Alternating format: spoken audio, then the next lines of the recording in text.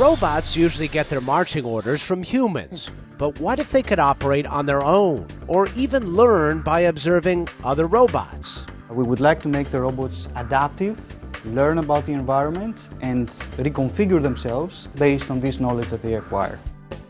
With support from the National Science Foundation, mechanical engineer Bert Tanner and linguist Jeffrey Hines are designing robots with enhanced programming, able to react to changing circumstances.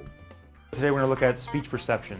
And the researchers pattern their strategy on the structure of human languages.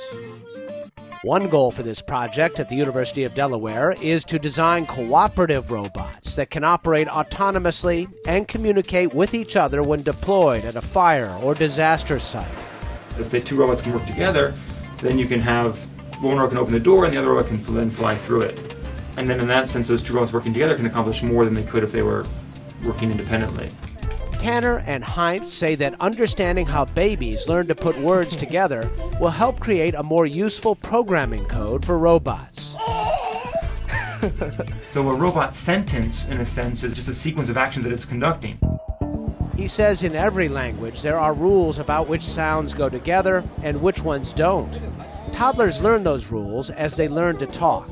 It's a pretty amazing thing because language is so complicated. There are these complicated grammatical rules. There's many different factors that are taking place.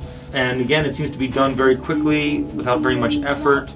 Tanner and Heinz are developing computer programs that equip robots to work together and to learn in a similar way, to figure out for themselves how to accomplish tasks like moving, grabbing, and releasing objects. For instance, if the robot has something in its claw, it cannot possibly hold another thing at the same time.